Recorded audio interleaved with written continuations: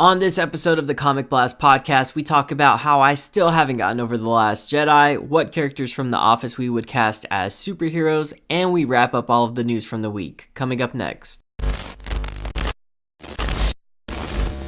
What's up, everybody? Welcome back to the Comic Blast podcast. This is episode number 3. I'm joined by Grayson again, who's my official co-host forever now. Yep. I'm actually being held hostage. Please save me. Yeah. No, I'm kidding. So, you know what's funny? I was actually just thinking about that when I said that. I think this is... Holding me hostage? Yeah, I was thinking about holding you hostage. No. I was thinking about this. I think you've been on I guess it's our podcast, but this is the most episodes I've done with one person for a podcast. Wow, I'm so special. So I'm never uploading this. I'm just kidding. But yeah, so we're on episode number 3. It's been a slow news week for us, so we're not going to go through a lot of news. But Grayson has a really cool idea that we're going to get to towards the end of the episode, so stay tuned to that. If you're a big Office fan like we are, you'll probably really like that segment of the podcast. But yeah, other than that, we'll probably get into the news. Actually, I was thinking about something on the way over here, and I wanted to get your opinion on it. And I feel like I do this to you every episode. Where honestly, I like the curveballs because it just feels like it adds a little bit more flavor. Yeah, I don't know why, but as soon as I start recording, I'm like, because we have a list. You guys can't see it, but we have a list of stuff that we try to get to. Yeah. And I always end up throwing you a curveball. Yeah. So I was thinking about this on the way over because I have about a 45-minute drive over here, and I was wondering what your opinion on movie critics. What's your opinion on movie critics going to red carpet premieres, walking a red carpet, and also going to an after party where the cast is and everything like that? Is there a specific instance that you're referring to? Yeah. Okay. So I follow a ton of people that are in the kind of film criticism, area. And for the most part, whenever there's a big premiere, whether it be Marvel or DC, they're walking the red carpet. And then they end up going to an after party with the actors and stuff like that. And I was thinking about it because I was like, if I ever did that, I would not be able to judge the film properly because I would feel some sort of I would feel, as my computer's being loud, I would feel kind of obligated to give the film a positive review and not be negative on it. If I'm being invited to an after party by a company like Disney, I would kind of feel... You're you're too giddy. You're just oh, yeah. I'm with the actors. I'm a part of this, kind of feeling, as opposed to me judging and critiquing something. Right. And I've often wondered if that... I don't know. I mean, critics are supposed to be non-biased and set that aside. Yeah. But when I see them taking pictures with actors and stuff being all excited, it makes me wonder, is there a part of them that's kind of maybe I should give it even though, maybe they think the movie is great or good. Yeah. Maybe they give it a little bit of an extra, push or, a little less negative or easier. So are you asking, so do you think they're, almost trying to, buy them out or buy them off? No, I don't. I definitely don't think that they try to buy them off, but I think that they do their best to treat the critics as well as possible and kind of butter them up in a way. Yeah. I don't know. I just thought that was interesting. I just wanted to know what your opinion is on that. I don't think they're trying to. I'm not one of those people that are Disney tries to buy off critics or pay off critics to give DC negative reviews or anything like that. I don't believe that. I think that's all of that is just. I mean, it's part of the job, you have to be a proper critic. You can't be, you kind of have to lose a little bit of your soul, I feel if you want to be, because you're just you kind of have to, I'm trying to figure out how to describe this. Just, you can't go in biased. Even if they give you 20 dozen Krispy Kreme donuts and treat you like a king, it's just your movie, either I like it or I don't. See, I know because I'm very I consider myself to be a self-aware person. I know if let's say for example, and I don't have a certain scenario or something in mind that I've seen. Yeah. But let's say Disney invited me to go see Captain Marvel or something like that, and I get to walk the carpet with that the actors are walking, and then I get to go to an after party with them. let's say I felt like the movie was like, it was pretty good, you know? Yeah. Or there was some things that I didn't really like, or maybe I just didn't like it. I would think about, like, I'm really having a good time, and I'm spending time with these actors. I'm like, in my head, I'm going to be thinking, if I say something negative, are they going to invite me back to another one of these? Yeah. Does that make sense? Like, I'm thinking in my head, maybe I should be a little bit positive, so that way I get to come back the next time, because I'm kind of, putting... Yeah. I mean, I think that's probably a thing that critics do, They probably, like... But then again, I feel like the actors and all them know that it's like them like trying. it's like they have of to, what's happening. Yeah, like I mean, they're critics. Like they can't get their feelings too hurt, But I mean, it makes me think. So like, I have a good friend. His name is Caboose. He's on YouTube. Great guy. He also works for Collider Games. You guys should totally go check him out. Yeah. But he got invited to the Justice League premiere in the end of 2017. Okay. And me and you, I mean, we liked Justice League. Like, I thought it was all right. I didn't think it was amazing or whatever. But he went to go see it with all of the actors and stuff. Got to walk the red carpet and everything. WB flew him out there. Yeah. And he was like, oh man, it was so awesome. Yeah. Like, it was incredible. Like, all the actors were there and stuff. And like, he loved Justice League. Oh, really? But then after a few weeks, the reviews came out for Justice League and stuff. He was just like, he kind of realized that it was just like the moment kind of like it was like you it was hyped just up and exactly stuff like that. It was the experience that got him in that feeling, not the actual movie. It's not the movie anymore. It's kind of like everything going on around it. Yeah, kind of. It's like I don't fault companies for doing that. Yeah, I mean, you have to have a way to promote the people and get them out there so they can have reviews. Yeah, I mean, I have no problem with the red carpet thing per se. It's the whole like, hey, come to the after party where all the people who worked on this movie are going to be, and like the actors and stuff like that. I would feel really weird, and I would still do it, because I'm not going to miss a chance to like meet somebody like Brie Larson or something like that. Yeah, no, heck yeah. But I would feel a little bit weird, like going and hanging out with these people, and then maybe I didn't like the movie, and then putting out like a negative review. So I think I would kind of. I feel like in the professional business, it's a thing where like, just because you don't like someone's movie doesn't mean you don't like the person. Yeah. So it's like. But at the same time, I'd be like, I really want to be invited back to another Marvel premiere. I better not like, So maybe you just shouldn't be bad. Maybe you just shouldn't be a critic. Maybe. No, definitely. But that's like I couldn't do that job because I'm very like I'm biased. Like I have my biases. Yeah. And I'm very aware of it, and I'll let people know about it. Because I don't know, like unless it was just like something that I'm not like super passionate about, just like a normal movie or something like that. But when it comes to Marvel, I'm typically pretty biased about that. Yeah.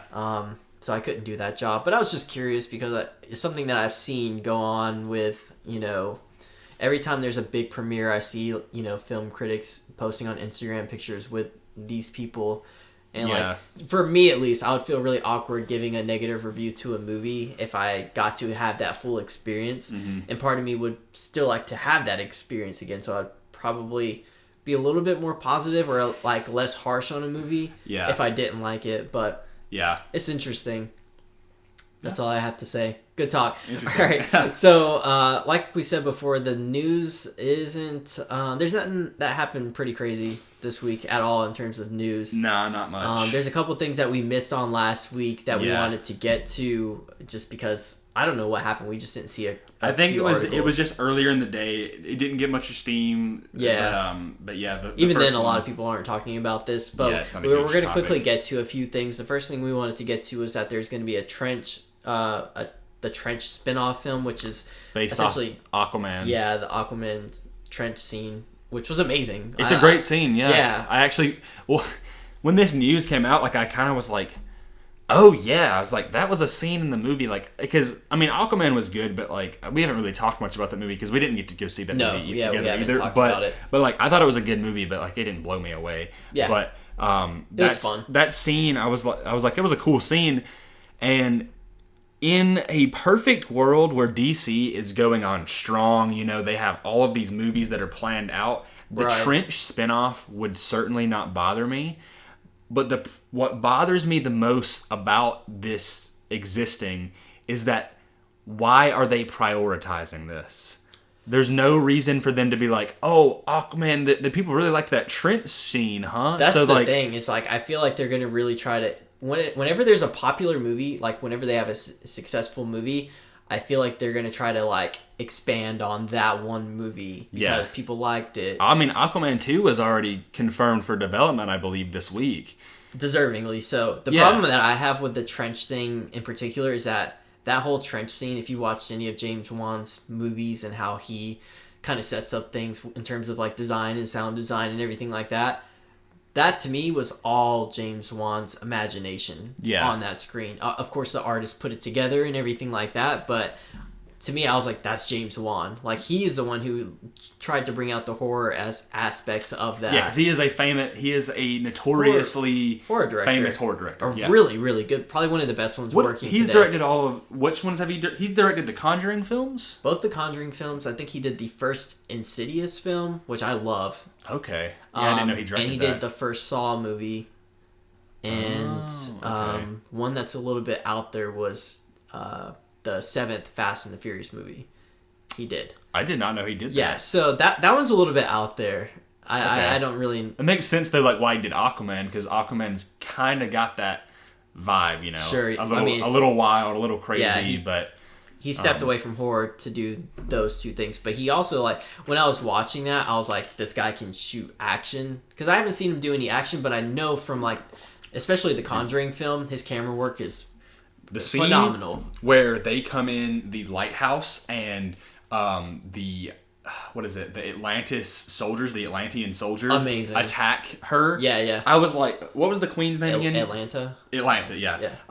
And she, like, the camera work in that, I was like, this is awesome. It happened so quickly, but I was like, I'm seeing all of this. Like, it wasn't like cuts or anything like that. I'm like, I'm getting to see all of it. That's what I like. That's my favorite thing about action scenes is I hate jump cuts and stuff. That's one of the things I love about John Wick is you see everything. Yeah, it's all like there's very brief, like if it's a cut, it's literally like it's a cut so you can see what's fully going on. Exactly. It's not like I don't like scenes where it's like just jump all over the place, and so that's what I love about that. His camera work is so fluid too. Yeah, like he can get from point A to point B without having to make cuts. Yeah, it's all about moving the camera and kind of progressing the scene. Yeah, along. It was like. It almost kind of felt like a VR experience, you know, where you're like, you're kind of immersed, and you're like, kind of felt like a bubble in a way, where you're kind of like, you're like circling it and like just seeing like the full viewpoint, and that it was like super unique, especially also when they're in Italy. I think it's in Italy, and they go and they're on the rooftop shot, and like the camera flies out the window and then goes all the way across the city, and you see her like running across, dodging the laser bolts. I was like, that was awesome. The guy can just like film like. Stuff like that. I noticed it in the first Conjuring movie how he would just move around the house, and in the first Insidious movie, he'll just move around the house room to room. There's no cuts or anything like that. Yeah. And the way he kind of like times that with the actors is like, I don't know how he does it. But anyways, back to the trench. That's the problem I have with it is just that it feels like. There's no point. What made that great was because it was James Wan who put that together. Not to say that somebody else couldn't do it either. I'm sure there's really cool things to probably explore in the trench. I don't know if they'll do I just don't see the point in them doing like a movie. Like I could see like on the Blu-ray them doing like an extra like a 10-minute like short film of the trench. But I don't want a full movie because as I've stated many a times before, probably on both episodes, give me my freaking Superman sequel. What are you doing, WB? It's never gonna happen. That's what annoys me with these movies, man, is I'm just like, freaking do a sequel to the movie that started it all. Yeah. I'm like, by the time you guys get this started, Henry Cavill's going to be done with the Witcher TV series that's on Netflix. You're going to have him.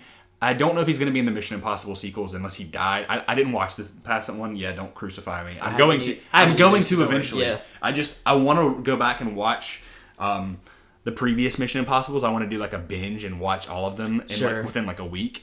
But yeah, no. Give me my Man of Steel sequel.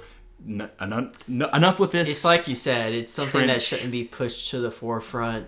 there's still a lot of things. I don't know what DC's doing anymore. I think they're not really focusing on a connected universe now.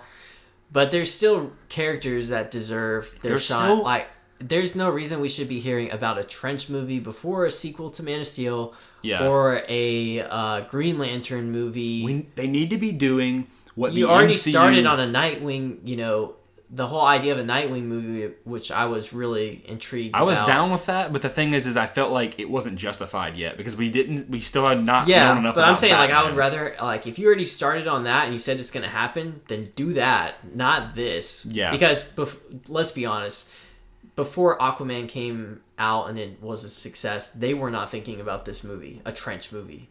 No, they were never thinking about that. It was not even. It was one of the highlights of the movie. Yeah, like one of the visually stunning pieces of the movie. But before that movie came out, they were not thinking about developing this. They had other things that they wanted to work on. I'm just curious what made them decide, I never heard anybody talking about the Trench scene. I thought it was really cool, but I just don't see how you make a movie out of it. Yeah, unless you just make it about some random people just out in the ocean. What DC needs to be doing is they need to be prioritizing on the things that they know people are going to go see. People are going to go see is Superman 2. Superman is the biggest superhero of all time. It's the most iconic and recognizable symbol. So they need to be... So after Shazam, I believe after Shazam is Birds of Prey, not counting the Joaquin Phoenix Joker movie. Is that this year? Shazam? Is Birds of Prey this year? No, it's next year. All right. It's 2020. But then after that, they need to do Green Lantern Corps, Wonder Woman 2, or Wonder Woman 2 is next year as well. So I'm fine with Wonder Woman 2. That feels justified. That feels earned. Oh, yeah. Plus the Batman and stuff. Like I said, Green Lantern Corps needs to fit in there somewhere because I want my freaking Green Lantern movie too. I feel like if they did a Green Lantern Corps movie, please just get that done. And then... do the Superman sequel, and then finally do the Batman, and then get a Justice League sequel. They should have been establishing all of these characters. I don't care if you do a Justice League movie anymore, but still, I want my Justice League characters. I want the Flash, and I want Green Lantern. The Flash, exactly. Why? I don't understand people.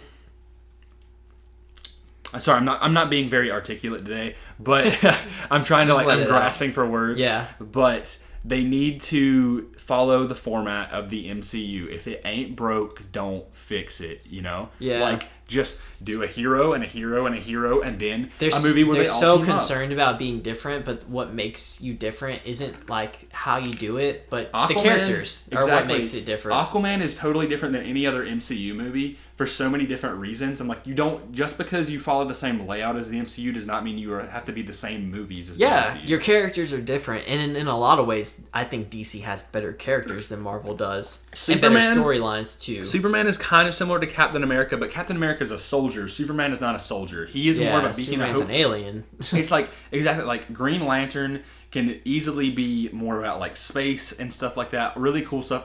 Obviously, so Aquaman cool. was very Indiana Jones and Lord of the Rings and all this cool stuff. Wonder Woman is just. I don't know how to describe Wonder Woman, but yeah, it's fantastic. And then Batman, whatever they've described as the new Batman movie being directed by Matt Reeves, they've said it's a noir detective film, and I'm that's gonna be good. Can you think of any other Marvel movie that could do that? There's not really.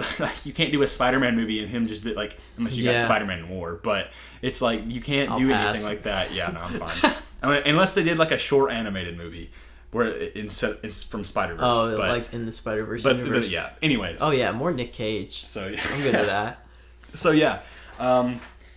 We agree we both hate this. I'm just kidding.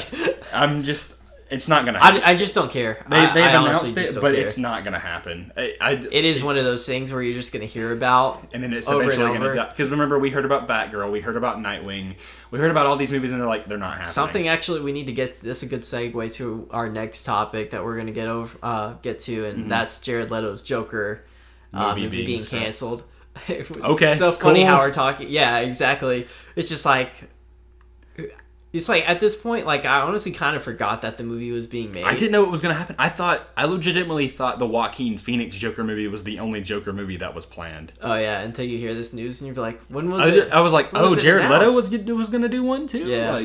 I remember when it was announced because I was like, we're gonna have 2 solo Joker movies. Like, it just didn't make sense to me. Yeah, I mean, I'm not crying over this, but whatever. I think obviously I think he's done with the Joker. I don't think we'll see him in Birds of Prey. I don't think that I hope we don't. But I think his main focus is going to be his Morbius film, which why? Yeah, there's not much I can add to that other than I don't care. Yeah, like that it was canceled. Okay, I'm not crying over it. Whatever. Yeah. So that's another bit of news that we wanted to get to. And then something that came out today that I'm not really well versed in is the Transformers series that they're going to do on Netflix. Let me look this up real quick. But today it was I believe it was on Deadline. They announced that let me see here. Let me find the article just to make sure I get my facts straight. So basically, for context, I am not a Transformers person. Grayson is more of a Transformer guy than I am, but I kind of grew up watching the show, but I just wasn't really into it. Let me see. And so I found the article. So, War for Cybertron, Netflix sets Transformers Universe Origin Toon series for 2020. Netflix is getting set to explore the origins of the battle between Autobots and Decepticons. The streamer is teaming with Hasbro and Rooster Teeth on War for Cybertron, an original animated series from the Transformers universe that will premiere worldwide next year. See, that when you said Rooster Teeth, that's the only part of that whole segment, or like that paragraph, that got me excited. Oh, and it gets better. Produced by Rooster Teeth with Polygon Pictures serving as the animation studio, the series, quote-unquote, will explore the expansive universe of Cybertron in a way that audiences have never seen before, said John Derderian, director of anime for Netflix. Oh, okay. So, by the way, Netflix has been doing fantastic with anime. I know that they're becoming a huge platform for it, but me and you are both huge Halo fans. We both we had a full hour conversation of all this stuff, and Halo was a big part of that. Yeah, just for context, I think we recorded a full episode. We might as well discussion before we started this podcast. Yeah, it took us forever before we actually just started recording. So that's actually great. Before we get into that, if you guys want to hear other stuff besides just comic book stuff, just let us know, because we're not opposed to doing it, especially on a slow news week like this week was. Yeah, if you want to hear anything just about, like we said, Halo, if you want to hear about video games, we'll talk about it. If you want to hear about Star Wars, we are talking about Star Wars I think we're committed to. Anything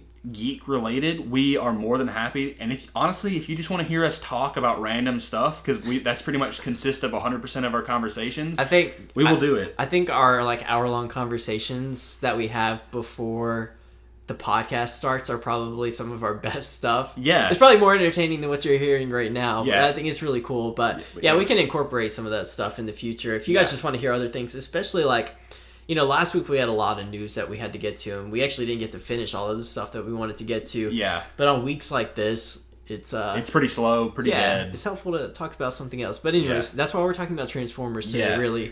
So what's going on with this? You're excited, right? So I'm not someone who is 100% dedicated to everything Transformers, but it was a big part of my childhood, especially the animated shows, and the Michael Bay movies were somewhat big, but the biggest thing for me was the War for Cybertron video game. And that video game was incredible. For people who don't know, it was a really cool Transformers game where it was almost like a shooter, but you could also transform into cars and tanks and stuff like that. The entire game was set on Cybertron, and it was about the War for Cybertron. So you got to play as Autobots and Decepticons. It had its own campaign. I believe it was around 9 missions long. You get to play 5 missions of the Decepticons, 4 of the Autobots, and you got to choose which one you wanted to be. So you could be Optimus, you could be Bumblebee, Starscream, Skywarp, Thundercracker, all these different Transformers. I'm so lost. So, and I've been talking with one of my friends, him and I are huge Transformers fans. He's even bigger than I am. And we have been saying for years that they need to do a War for Cybertron movie. apparently the opening of Bumblebee, which I still haven't seen Bumblebee. I was about to ask you about that, but the opening of it is like 10 minutes of them fighting on Cybertron. It's pure CGI. Yeah. But they've got all of their G1 looks, which is G1 stands for Generation 1. Okay. So their initial like classic looks from the cartoons. And they're just fighting on Cybertron, like, and I've seen clips of it online, and it's incredible. So I've been wanting them to do a movie for that, but honestly, this is 10 times better because I love Rooster Teeth. So far, they've been getting really into animation. So they started with Red vs. Blue. They started doing a lot of animation with that, and then now they do an anime called Ruby. We were talking a little bit about that. That does sound interesting to me. Oh, the Ruby is something else. Then there's Genlock. Oh, okay, yeah, that's right. Genlock is the new thing. It's got Michael B. Jordan, Dakota Fanning, I believe that's who it is. I forgot about her. Macy Williams from Game of Thrones, David Tennant, the 10th Doctor Who, or also the Purple Man from Jessica Jones. He's in that show as well. Good cast. So yeah, they've got like a huge cast in this, but Transformers War for Cybertron, like, series on Netflix, purely animated, like, sign me up now. I'll check it out because you're super into it, and it's probably something that we can talk about. When is it supposed to come out? Let me read here. All it says is it's supposed to come out in 2020. Okay, so we got about a year. So it's next year. It says, now the logo that they showed off, it says Transformers War for Cybertron Trilogy. So I'm not sure if it's going to be like a 3-season thing, or if it's going to be like 3 movies, or if it's going to be like 3 long episodes, like an hour-long episode. I could see that happening. Yeah, I'm not sure. Because it says it's a series, like an Origin Toon series. Let me see if I can read. All I really know is that, like, so Transformers, like I said, I'm not really into it, but I remember, I think it was today, I actually went on Twitter and everybody was like retweeting it and was like super hyped about it.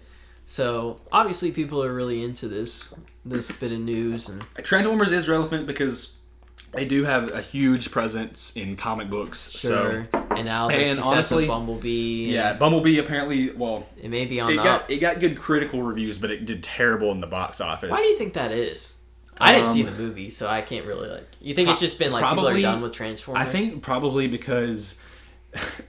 part of me is, like, the generic people didn't see Michael Bay, and they were like, oh, who cares? Yeah. But then part of me is just, like, it came out in December, and this is There's also... a lot of movies that came out. It ran up against Aquaman and Spider-Verse, and I think people were just more interested in those. Especially, like, Aquaman. That did... Especially... I think it doesn't... Do the Transformer movies do pretty well in, like, Asia and, like, China and stuff? Oh, probably. I think so. And Aquaman made a ton of money overseas in like, China. So it probably made it out. There may have been something going on with that. Yeah. I don't even know if Bumblebee's, like... I'd imagine it had to have hit overseas already, but, yeah. So, yeah, this news really excites me. I'm very excited to see an animated show based around Cybertron. Hopefully it's got some adult theme, like not like adult theme, not like robots having sex, but like, but I mean just like, I hope that's my first experience with Transformers. Like, what did you get me into? No, like, but I just hope it's like, it's for I mean, I think kids should be able to watch it, but I hope it's like, it's not like a baby show either. Sure, but granted, most of the Transformers animated shows that have come out are not baby shows, so I shouldn't really be worried about that, especially with Rooster Teeth having the helm. So, yeah, super excited about that. Can't wait. Cool. Awesome. Well, that's all I can really add to it because I don't really know much about it. So, other bit of news that we have is the Loki series gets a writer. Yeah. Which we can quickly talk about, but there's not really much to it. Yeah, there's not. I mean, I really don't have much to say about this, but essentially... this comes from Hollywood Reporter. This is an exclusive. They say that Marvel's Loki series lands Rick and Morty writer. Michael Waldron was up all night to get Loki. Okay, why did I read that? No, I mean, this is an official thing, but that was like the headline. But yeah, Loki, one of the first series that Marvel Studios will be making for Disney's streaming service, Disney Plus, has landed Michael Walt. Okay, I don't know if it's Walden or Waldron because they can't spell things right. Well, Michael Walnut. That's his name. We're gonna stick to Michael Michael Wallflower. Wallflower. Yeah, he's apparently. I guess he wrote some stuff for Rick and Morty. I watch Rick and Morty, but I'm not that big on it. It says Waldron hails from Atlanta and began his screenwriting career under Dan Harmon.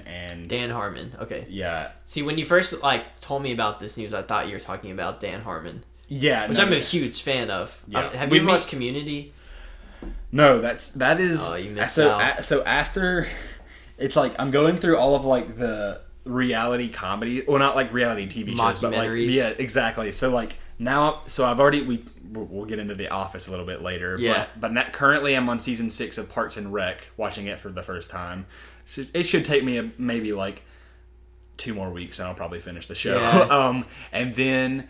After that, there's no streaming services that Community is on. Hulu. So it's not. What? I swear it's not on Hulu. Dude, that's where I used to watch it. Yeah, it's not there anymore. At least from what I've looked up. Oh my gosh. So I want to watch Community, but also I really want to watch Brooklyn Nine-Nine. Yeah, I still need to get into that too. Because I freaking love Terry Crews. Yeah, he's great. And like he's in that show. There's so many great actors in that show. Andy Samberg, duh. Andy Samberg is hilarious. So, but yeah, no, Dan Harmon is great, but yeah, they got a writer for Loki. All right, so we got cool. Michael Walnut is doing the thing. I love Rick and Morty. I'm not concerned. The guy can write. It is a little bit weird that it's a comedy writer that's going to be doing it. I'm a little bit. I'm not really concerned. I trust Marvel, but I don't want this series to be like a kiddie comedy kind of series. It says sources say the show will follow Loki as the trickster and shapeshifter. Wow, this thing is riddled with grammatical errors, so I apologize. Who is that? Hollywood Reporter? Yes. All right. Yeah, Hollywood Reporter, like, proofread your articles, God. Get please. Grammarly. Yeah. I know nothing about Grammarly, but they're on my YouTube ads all the time. Yeah, but it says sources say the show will follow Loki as the trickster and shapeshifter pops up throughout human history as unlikely influencer on historical events. Marvel had no comment. Oh, that's cool. That sounds really cool. So is it going to be like... That synopsis was cool. So he has an impact on like historical events that have happened like in real world. Loki killed JFK. Okay. Hold on. I'm sorry. Hold on. I'm actually really interested in that. Yeah. I did not know about that. That sounds cool. Yeah. So like he may have had influences on like wars or something like that. He killed the dinosaurs.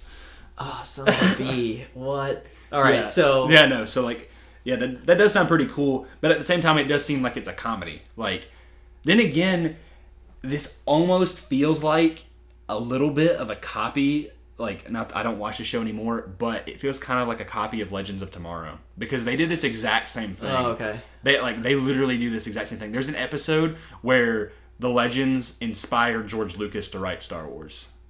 Oh, that's cool. I want to watch that. So like, there's also another episode like, I think they get like a Greek goddess, and they go to Themyscira where Wonder Woman's at. Oh god! But they get this lady, and then they accidentally take her to the 50s, and she's like this 50s star now. So they have to fix that. Like they end up screwing up history all the time. They bring like dinosaurs to like the Roaring 20s, and like all this crazy stuff. So that's what this is what that sounds like to me. Possibility of him doing something like that. That's what I'm thinking. Not that I can remember, but has Loki been on Earth before he actually attacked Earth? Do you think so? I'd imagine he has to. This is before the Avengers, right? Like before Thor 1. See, some people are saying that like I believe his name is Jeremy Conrad, but he was saying that Loki lives ? Like that was one of his tweets that he said. Oh, really? Today. So that's like a really vague kind of thing. So it's like this could. I don't understand how that means historical events. This isn't official news. Also, we just have to see what happens in Avengers Endgame. Anybody can come back to life. You know? I mean, it's like a thing where like in actual comic books, like anybody can come back to life, but in the movies, that hasn't exactly proved to be the case. Then again, it kind of has. The only person who stayed dead is Quicksilver. I feel like. Because Coulson is still alive. What a waste of a great actor. Aaron Taylor Johnson, dude can act. Actually, I think I had him for my Nightwing pick for a while. That's actually a good point. Yeah, I think I did pick him for Nightwing for a little while. I mean, he's young too. He's only like 26 or 27. That means he's your age, dude. His wife, I think, is like 50. Oh, that's who I was thinking of. That has like a really old wife. She might not be 50, but I remember she's like double his age. Which would be 50. So he's 28. Okay, 28. And his spouse is Sam Taylor Johnson. She's 51. 51. Okay, cool. I know things. Yeah. I feel like you could do a little bit better, Aaron Taylor Johnson. I'm just. Is she not attractive? Oh no, definitely not. I mean, no offense. I mean, I'm sure 20 years younger she probably was beautiful, but that's interesting. But.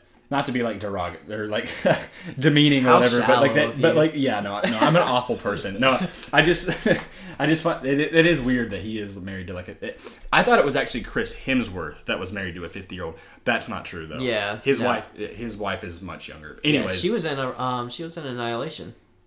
His wife was. Wait, which one was she? She was the blonde in Annihilation. Look it up. Oh, okay. What? Yeah, she was in Annihilation. Okay, I swear. I gotta look this up. It was just I remember that because what's her name, Valkyrie, who plays Tessa Thompson, was in it too, and I was like, oh, that's pretty funny. I can't remember her name, but she's in it. She's blonde. Not Dr. Ventress, right? Let me look. That was this lady right here. No, not her. Is it? Maybe she might not be blonde in one of those pictures. That's her right there.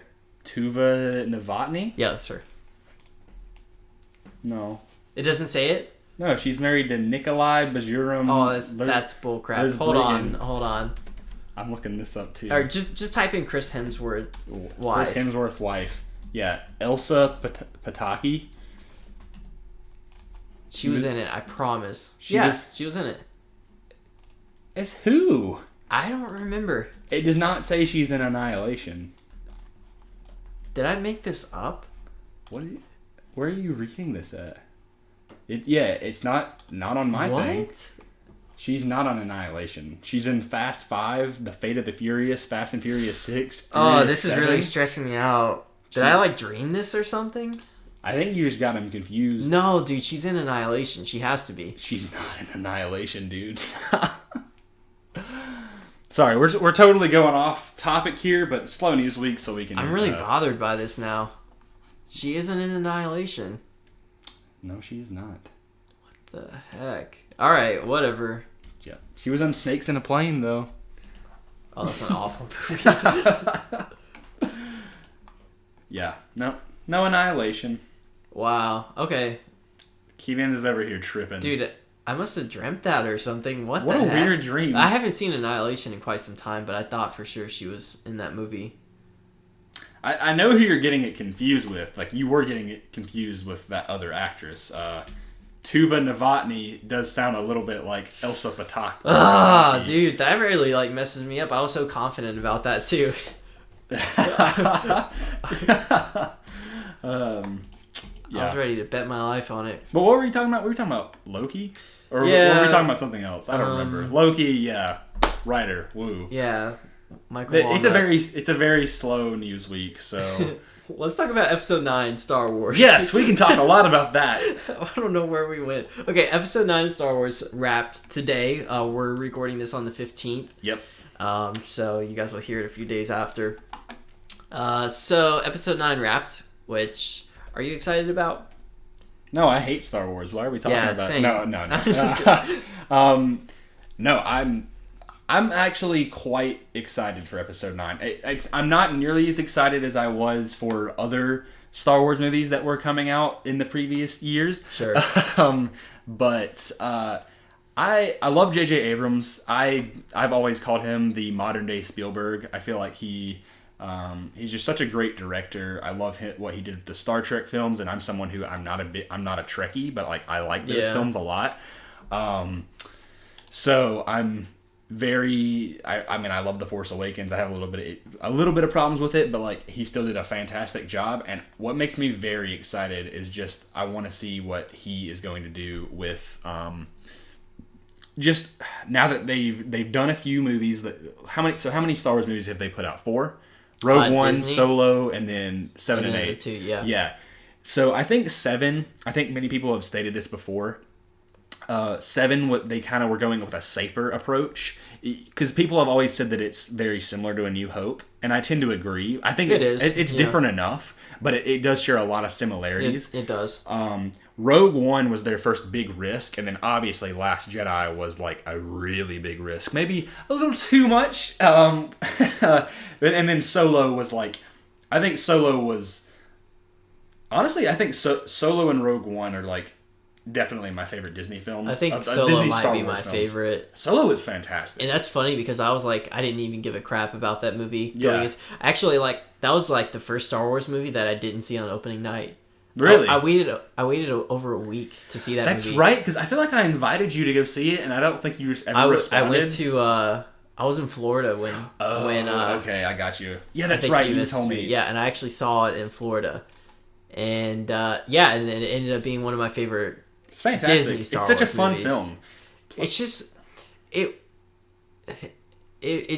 wasn't The Last Jedi. That's why I was kidding. No, it was. Do you have some it was stuff good. to let out here, Keenan? You wanna talk about Last Jedi?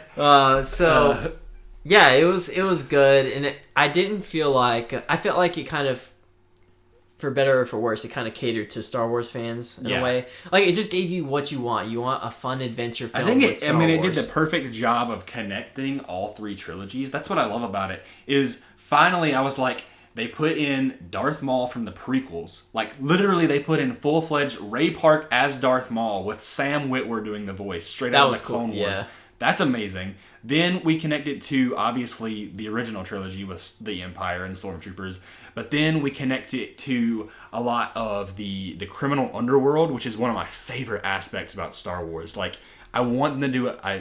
Hopefully, The Mandalorian will cover a lot of this, but I think it will. Yeah, I hope it does. Yeah. And then the thing that it really connects to with the sequel trilogy is mainly just the dice, because they've kind of put an emphasis on that. They really pushed that in The Last Jedi. I was like, where are they going with this? I'm like, here it is. Okay.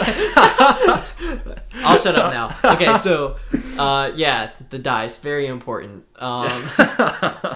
Yeah. Okay, so one thing that I didn't like about the whole dice thing was that it was, that was, first, it was a thing between Han and Kira. Yeah, and Solo it was. Okay, so I was just making sure I got the name right. Because sometimes I mess that up. So, that was like their thing, and then all of a sudden now it's like Han and Leia's thing. I'm like, that's really awkward. That's like me proposing to someone, and then they like you take the ring. I take the ring, and then I propose to a different person. I didn't really like that, but yeah, no, I get what you're saying. But yeah, no, that's what I think about Solo. But another thing about The Last Jedi, I'm just kidding. Well, yeah, one of these days, right before this podcast, we were talking about a lot of things, as we mentioned earlier, and we were talking a lot about The Last Jedi, and Keenan still has we both have some strong feelings about the film, Keenan more so than I, so one of these days, I think, if you guys are interested, I mean, I know it's been a while, but maybe one of these days we'll do a rewatch. I think we should do that before episode 9. I think if you give me I think by then I'll be healed. Like I can watch it again without being hurt. Yeah, I think so. 2 years. Yeah, so that's good. So if you guys want to hear an episode of us just kind of talking, just free ranting about The Last Jedi, we'll make some we'll point out some good things about it too, because I'm a huge fan of Rian Johnson. I just didn't like that movie, but we talked a lot about this stuff, but we can easily talk more about it. So if you guys want to hear about that, we will for sure do an episode about that. Easily. But yeah, no. So episode 9's wrapped. From the picture we get Poe, John Boyega as Finn, and then Daisy Ridley as Rey. Just her tricep. Yeah. And the side of her face. I like that she's keeping the original hairstyle from... Sort of. Yeah, it's almost a little bit different. It's it's a little tied up. Like, it doesn't, drape down. Yeah. But also, it looks kind of Leia-esque. Like, it reminds me of, the way... Maybe it's like a tribute to... That's what I'm wondering. Her. Oh, maybe. That actually would make me very happy. That made me cry. I like that. I really, really like J.J. Abrams. I love The Force Awakens. It's like a top 3 for me. That's why I think when Episode 9 comes out, I feel like it's going to rejuvenate a lot of your love for Star Wars. Like, I need that because I've been so down for a while. And I hope it kind of makes the full trilogy you appreciate what it is, because I feel like J.J. Abrams is really going to put in a lot of stuff to not necessarily like fix The Last Jedi, but like kind of restore some faith for those people who were a little discouraged and downtrodden. There were rumors, and I know like JJ's kind of downplayed that, but there were rumors that he wasn't overly enthused about what Ryan did with The Last Jedi. Because I don't know if you know this, but you probably do, but he didn't want to do more than one Star Wars movie. Yeah. He only wanted to do The Force Awakens, and even then he had to like basically be begged into doing that movie. Like, Kathleen came to him multiple times. Episode 9? No, Episode 7. Oh, Episode 7, yeah. Yeah, he didn't even really want to do that so much. Then Kathleen finally convinced him to do the film, and then he was like, that's it. Like, he didn't want to do the trilogy or anything like that. But then wasn't it at the end when Episode 7 came out, he actually came... I remember him coming out and saying, I wish I would have accepted Episode 8. Because he saw how bad it was going to be. No, no. I think it was just because he realized how much he loved all those actors and how much he loved doing the whole experience. Sure. I still think the trilogy would have been a whole lot better. At least it would have come together a whole lot better if he would have done all three. It felt like there was the same characters that were being used in two different movies to me. Like, that's the way it didn't feel cohesive. Yeah. But I'm still like I really am excited for Episode 9, and I feel like J.J. Abrams is going to have a lot more creative freedom, but not at the point where he's going to just, like, ruin everything. I don't think he's going to be, like, disrespectful, like, saying, or just scrapping away things. He's going to find a way to tie everything together. Because I don't think he hates The Last Jedi by any means, but I'm sure there's things that he's like, okay, well... Not exactly what I intended on doing when I made this. I think in his mind he's like, I set up some really cool things that you did not even bother like messing. Granted, with. Though, we do have to keep in consideration, like, he didn't write any of this. No. He directed it. It was Kasdan. Yeah, Kasdan. Larry Kasdan. Yeah. Okay, so that's just his nickname. Larry. Okay. His real name's Lawrence. Oh, you're on Kasdan. a nickname basis. But I mean, I've watched all the behind the scenes and they call him Larry Kasdan. So that's cool. Yeah. But yeah, and. One thing I just want to come out here and say, nobody is talking about it. It looks like Jakku. What? Oh, I thought you were going to say it looks like Jakku. Well, she does. If you see in the corner, she has her staff. Did you notice that? She doesn't have a lightsaber? No. I'm gonna freaking. No, I mean she guaranteed she's gonna have a pop lightsaber. Out of the staff, but, right? I mean, no, I don't know, but like she really does have her staff. I didn't see that. Yeah, you can see. Do you have the picture pulled up? I'll pull it up. Here, yeah, because it's easier than just turning my entire laptop. I know. But yeah, right over Oscar Isaac's shoulder, you can see the tip of the staff. Do you think that was intentional, or is just like? Oh, it has to be. I mean, I don't feel like she's ever going to part from that staff because like. She's probably had that since she was a kid. Yeah, that's fine. But I mean, guarantee. I feel like if she doesn't have a lightsaber, I'm low key gonna be kind of pissed. If she doesn't have a lightsaber, do you know what it's gonna do to the fandom? I mean, I don't think it'll like make people upset, but The Last Jedi didn't have a proper lightsaber fight. Yeah, it had fight scenes that involved lightsabers, but like. It didn't have a full-on, like, lightsabers clashing with one another, you know? Yeah. So... I didn't really care so much about that, but it was missed. See, that's the thing for me, is I grew up with all the movies of, like... I would actually rank my favorite lightsaber battles. Gotcha. So, like, if I had to rank... Well, let me just go on a little sub-rant here, just because I love lightsaber battles. They're, like, my favorite things as a kid, and I still love them. And if I had to rank, like, the at least 1 through 6, I don't know where I'd put 7 at, but, like, Episode 5 has the best lightsaber battle. Then we go to 3. Then we go to 1. Then Episode 6. Episode 5? Are you talking about just, like... Wait, are we talking about, like, the emotional weight of the scene and stuff like that? Or are you talking about, like, the choreography? The choreography. Huh. So, the choreography and also the meaning behind it. Like, both. Okay. So, like... That's fair. So, but, like, it's just... Like, part of it being, like, how cool it is to watch, and part of it being, like, how intense the scene is. But I still think Empire Strikes Back is the best lightsaber fight. Then Episode 3, for sure. Some people don't like Episode 3 because they're like, it's too love fast. it. Yeah, I like that. But I will never not love Obi-Wan and Anakin fighting because it's epic, but at the same time it's so gut wrenching because because it's father son, but also brother. Like I love the worst part about it though is like what's coming. Even if you're seeing that movie for the first time and you've seen the original trilogy, I don't know how many times I've seen Revenge of the Sith. I've probably seen it 50 times. Probably more than me. Probably more than that. Yeah. I've probably seen it like 70 times. Who knows over my lifetime? Yeah. But God, I love that movie.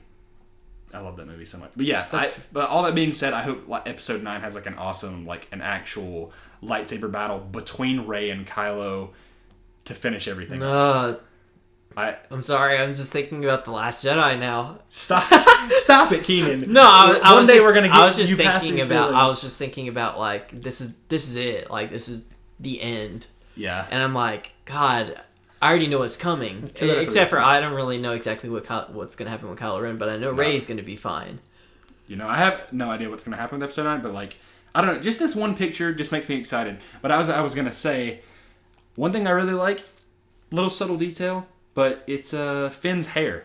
Yeah, I do like that. It's slightly different, but it's like, hey, he's his own person I think that's his it looks closer to his just natural hair that he has now. Yeah. It's like slightly dreaded, but it's kind of got a fade. I don't know. Just a little bit of a twist in the hair and stuff. It gives him a bit more character. Daisy Ridley looks tan.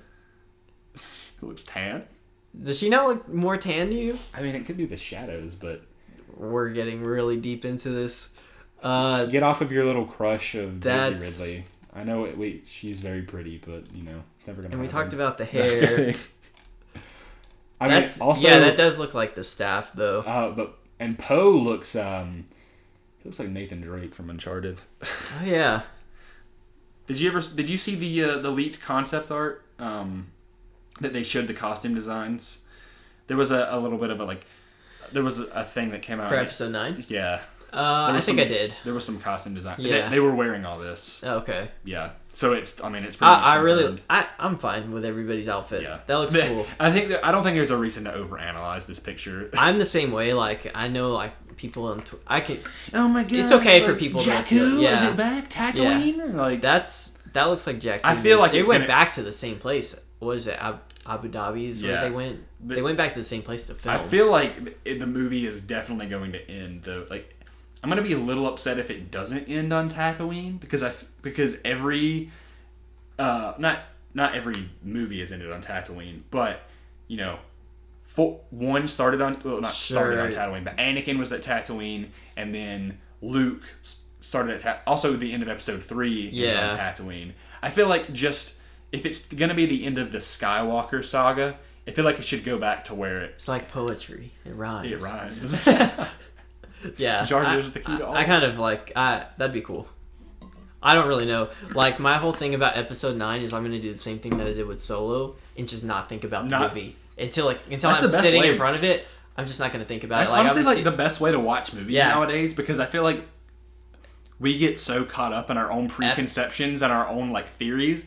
That was one of the best things about Thor Ragnarok, is I was excited for that movie, but I wasn't like through the roof. And then Thor Ragnarok is like God tier for me. It's like a pleasant surprise. Exactly. If you watch it and you're like, man, did we I'm telling you, The Last Jedi changed the way I watch movies forever. Like, even Infinity War, I would see the trailer and be like, that's really cool, but like even like the week leading up to that, I was trying not to think about the movie because I just wanted to go in there with like my nerves calm, and I wasn't like overly excited, because The Last Jedi just like destroyed me.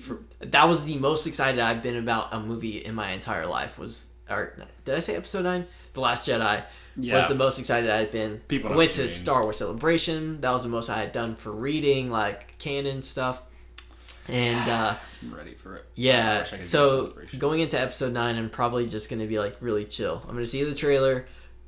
The second Last Jedi trailer was probably my favorite trailer like of all time. I was like, this is a really great trailer. Yeah. I don't think anything will ever beat the second Force Awakens trailer for me. That's fair. Like the voiceover with Luke and then Han and Chewie at the end, like, and what a tease. The music. I mean, even the first Force Awakens trailer. Like I can hear the music in my head. You know what? We're kind of going off topic. We're still talking about Star Wars, but speaking about The Last Jedi, I think one of the things that really messed with me was that before I went when I went to meet you to go watch the movie, before I left, I had actually watched The Force Awakens. So yeah, you'd watched it right beforehand. Right beforehand, and then as soon as it ended, I got in my car to go watch The Last Jedi. And The Force Awakens, I love the ending of that movie because it's just so like mysterious, and she's like walking up the steps and is playing the song. What is it? The Jedi Steps or something like that. The Jedi Steps. The Jedi Steps and finale. And then the ending of it, I'm like, God, I had chills. I'm like, I'm so excited to see what comes next. And then I get Luke throwing off his lightsaber. I feel like it's weird. Like, I feel like as we get older, we're gonna appreciate The Last Jedi a bit more, especially after Episode 9. But coming hot off the heels of The Force Awakens, it was a letdown. It was such a here it is. We're talking about The Last Jedi. Such a sharp turn from like what I was like expecting. Yeah. I don't know. Like I always think about. That's the first thing I think about when I'm thinking about The Last Jedi is how I watched The Force Awakens and I had chills. And Luke has on his Jedi robes. And like he goes change his clothes. He literally just goes and changes his clothes. I'm like, that's bullcrap. That's how I know JJ had something else in mind. Because like it's like, how do we get out of this? I'm like, he shows up and he has Jedi clothes on. I'm like, did he just like make up his mind right then and there? I'm like, yeah, I'm done with the Jedi. Like as soon as she shows up and he's like, let me go change my clothes. Like that's the first thing that happens. That's the first thing that happens. And he starts wearing dark clothes. I'm just laughing so much because we as soon as we started this episode, we were like, Keenan is gonna find some way to go into a rant about the Last Jedi. I'm doing it. I didn't even realize I was doing it. Yeah, that's why I'm just laughing. I can get lost in it though. Dude, he just has. That's why we have to do an episode where we just know. I need some sort of like therapy and I don't know. Just go to a therapist. I need help. Yeah, I still think. Maybe I should just rewatch the movie. I just need to rip off the Band-Aid. Maybe. Yeah, like maybe I just need to rewatch it and I'll feel better. I might not like it, but I might just feel better. Like I don't know. That's what the thing is. Like when I watched it the second time, like after I'd already seen so many of. Didn't you like it more after the second time? I did. Like I will say The Last Jedi is still my least favorite Star Wars movie, but it's still like a solid like 8 out of 10 for me. Holy crap! Are you serious? Yeah. 8 out of 10. That's 8 out of 10 for me. So every other thing is like 9. 8 out of 10 is like that's good. Wow, man, that shocks me. Yeah. No, I mean like I didn't think it'd be at 8 for you. The thing is like I see all of the best stuff on Instagram, but then it allows me to avoid the worst parts about it. Sure. Like I'll never have to. That's why like I really don't want to watch it because I just don't want to watch the Canto Bight stuff again. Yeah. That's just like I gotta get through this. Like I love everything about people tend to have a problem with Luke and like the way Luke was treated and stuff. I don't have a problem with that, but like the Rey and the Kylo stuff, like I love that stuff. Kylo is like such a fleshed out character, like literally one of the best characters in Star Wars. That's why I keep going back to this. I don't know if you see me tweet about it, but I've brought this up many times. I wish Episode 7 was just a story about Ben Solo and Luke. Like Episode 7? Yeah, I wish that was Episode 7. And then Episode 8 was it would have been like more of The Force Awakens. Yeah, that way we kind of see like.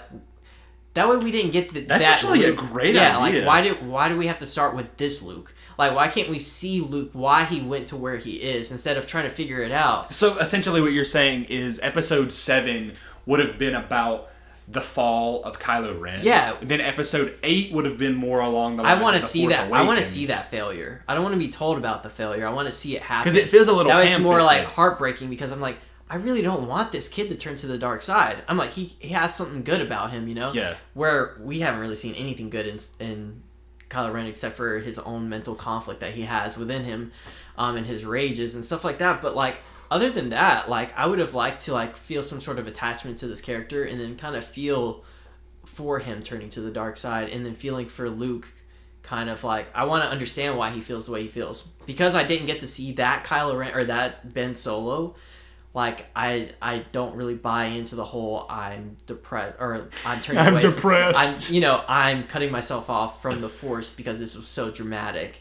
I didn't get to see that, I just have to hear about it. So I wish it was just straight up a story about Luke starting his whole thing, and then, we have Ben Solo and stuff like that. That's what I would have liked to have seen. And then we kind of get like hints of Snoke and things like that, trying to tempt him to the dark side, and then have that happen. But yeah, and then episode 8 could have been kind of like The Force Awakens. We would introduce Rey, and she would be our hero. Anyways, yeah, no, I mean that's something that I would have liked. It's like 2020 hindsight, I guess, but. I've actually never thought about that, but that's an interesting point. All right, so I'm done ranting about The Last Jedi. We can end that until the next time we do a dedicated episode. Eventually we will do an episode. I feel like we've talked enough about it. This is about episode. Hopefully, I'll just get over it and we never have to talk about it. That'd be great. That would make me so happy because it hurts my heart a little bit that you hate it that much. Like I don't. It's so weird to me too, though. Because I love The Force Awakens so much. Yeah. And I like the characters that they established, but... Maybe it'll age like a fine wine. Maybe Episode 9 will come out and I'll love it and it'll somehow enhance Episode 8. I think it's possible. I think that really...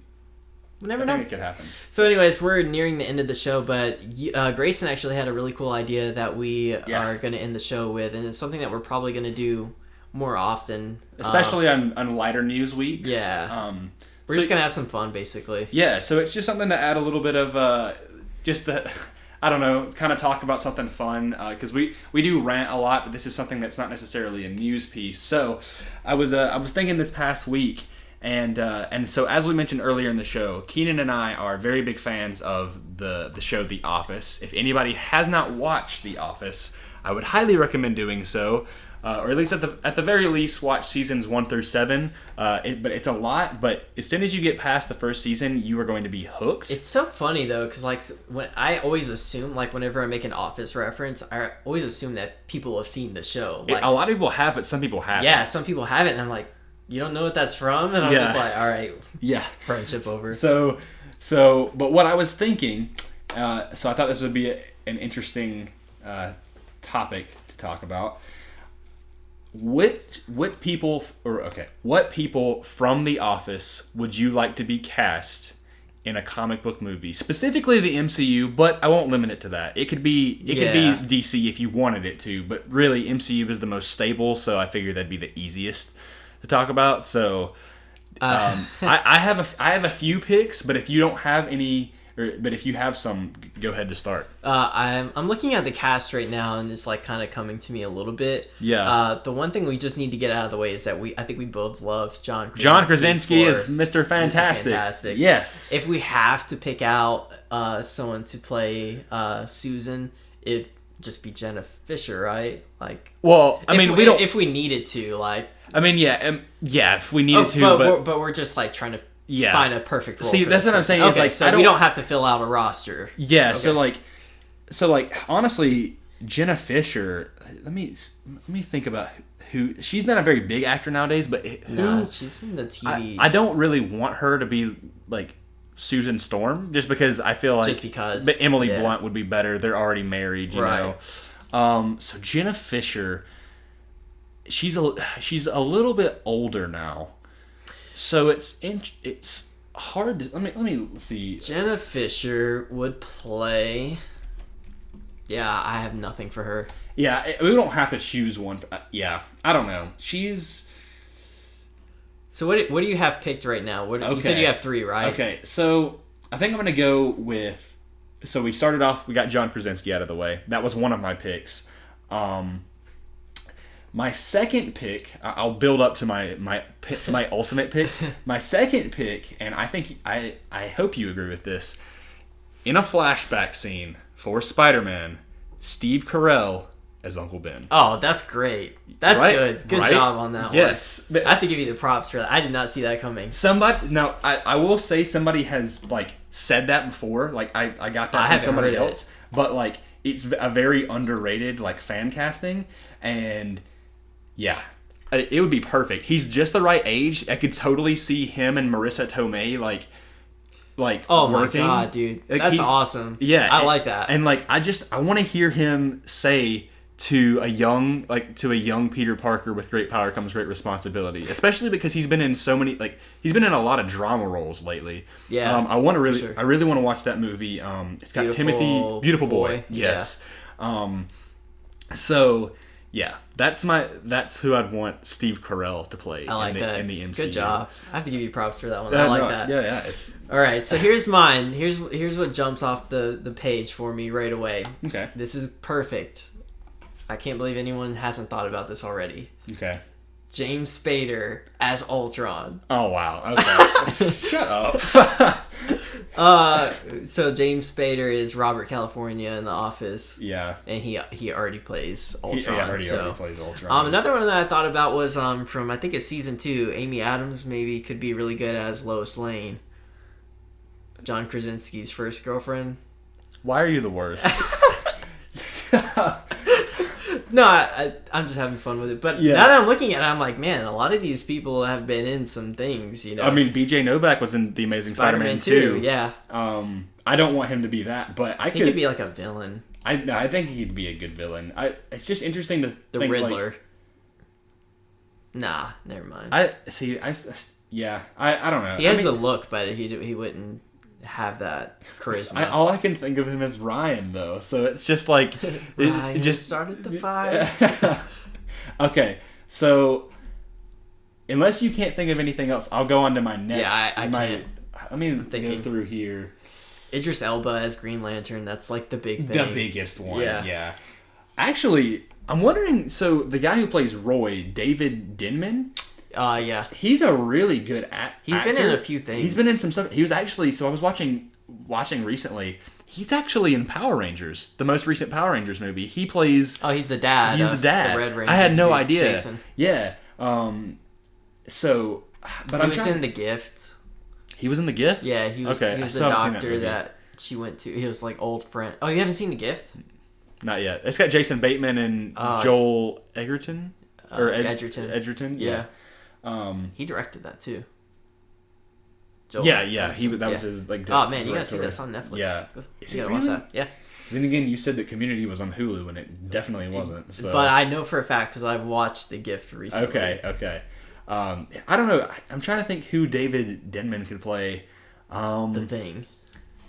That's actually not bad. Thank you. That's actually a pretty good casting. All right, so we'll have him as the Thing. We pretty much have half the Fantastic Four already. Yeah. All we need is, we could get what is this? Jake Lacey, the guy who plays Pete. We could get him as Johnny Storm. Pete? The guy that Pete Miller. Yeah. Yeah. I don't know. No, I think that's a good casting and everything like that. It's just I could see him as. He annoyed me in the show The Office. Really? I love him. I love Pete. I didn't really care for him. Well, dang. Okay, I'll go ahead and throw out my biggest casting, and I cannot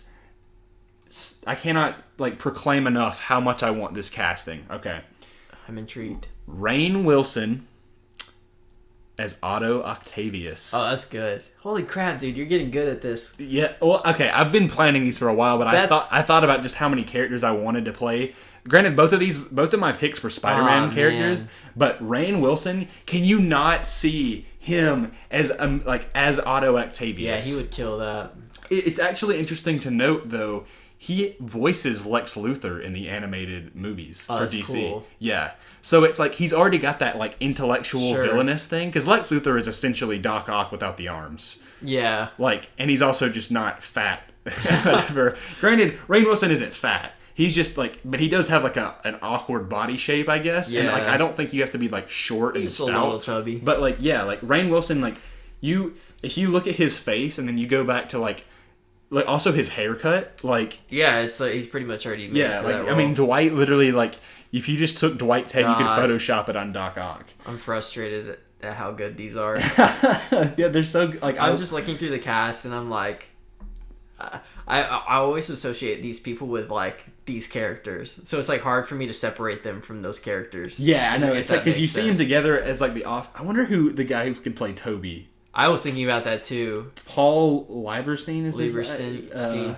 You know, he wrote most of the episodes. Really? Yeah. I didn't know. That's so funny. The funny thing is, the ones that he really wrote were the ones that were like super anti-Toby. That makes sense. Yeah, I'm like, that's so cool. That's like so the funny. ones that's just like completely making fun of him is like the ones that he wrote. Mindy also wrote a lot of the episodes too. Mindy and Ryan, BJ Nova. Yeah, they both wrote that. I could see what's her name, Ellie Kemper. I could see her as a Susan Storm, or maybe let me think of it. I don't think maybe Susan like Storm. an X-Men character. I was thinking like possibly Jean Grey. Yeah, an X-Men character. That's what I was thinking. Yeah, like as an older Jean Grey. That'd be cool. Let's see. I don't really see Mindy Kaling as anybody. Yeah, I can't really associate her with anyone. I wonder the guy who plays Gabe, Zach Woods. I feel like he could definitely be someone. I I feel like he could also be like maybe like multiple man from the X-Men, or like I feel like he could be somebody. Yeah. From like most of these characters are definitely like would have to be like X-Men related, because that's what I'm kind of like getting from it now. Yeah. You know, Phyllis was an NFL cheerleader. What? Yeah. When she was younger, she was an NFL cheerleader. Did not know that. Interesting, right? Huh. I don't know. Yeah, I don't know. I mean, I put out most of my big picks. Maybe the girl who plays Jan could be somebody, but I don't know. Jan. Nobody likes Jan. But yeah, I mean, John Krasinski, Steve Carell, and Rainn Wilson are all like my top 3 people that I'm like, please put them as those characters. And then there's Idris Elba, which is like everybody wants him to play Jon Stewart. Yeah, I mean, it's a little too obvious on that one. Yeah, I mean that's all I've got. There's not many other people like. If I had some more time, like to think about it, wasn't on the spot. Yeah, maybe we can come back next week. Now I feel what you feel when I start off the show with like something random, some sort of random curveball. Yeah. Now I'm just like, man, I can't even think of anything. Yeah, something would come to mind if I just thought about it. I'm gonna be on the way home and be like, oh my god, yeah, this person can be this person. That's cool though. I like that. I do like some really good picks. I do like David Denman though as the Thing. That's a good pick. All right, guys. That's like if you're listening to this, get at us on like Twitter or Instagram. Send us your picks. If you're listening on YouTube, put in the comments what you would pick for Office characters that could possibly play. And if you don't say John Krasinski is Mr. Fantastic, I will hunt you down. Yeah, because he's the only person to play Mr. Fantastic. It's the most obvious, aside from Idris Elba. Yep. Or he could play Heimdall. Oh my god! Stop there. Just stop. I'm sorry, I had to. There's a lot of characters that have played superheroes. That's pretty cool, though. Yeah. Anyways, I think that's gonna wrap up this episode. Yeah. We've drug it out. I'm sorry, guys. iTunes will not put the podcast on. Yeah, they're being really dumb. Yeah, they rejected my first application to put the podcast on there for whatever reason. I sent them a second application to get on there, and we're still waiting to hear back on that. Yeah. From what I've heard from most people listen to it through the podcast app on their iPhone, and unfortunately, we haven't been able to get that out on there. Hopefully, they'll get it fixed soon. Yeah, definitely. But if you are listening on YouTube, be sure to subscribe. And drop in any comment that you want down below. Also, we're always looking for like feedback on these episodes. Oh, definitely. So if you hear something that you want to hear more of, let us know. And if you hear something that you don't want to hear, let us know. Yeah, please. If you think we need to go on less rants, please tweet us and be like, "Hey, can you guys shut up a little bit and just talk about the news?" Or if you guys want us to do, just kind of get more freeballing ideas, just kind of general talk, please let us know. We're really open to anything. Yeah, we just want to perfect this and kind of get it to where we want to be, so it's all a work in progress. Yeah. But other than that, the links to our social media will be in the description of wherever you're listening. Mm-hmm.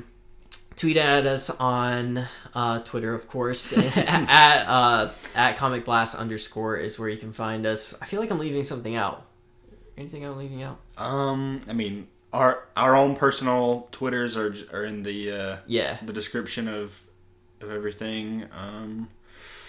We're good? Yeah, no, we're good. Awesome. Well, thank you guys so much for listening. We look forward to episode number 4, which will be next week. And yeah, we'll catch you on the next one. All right. See you guys.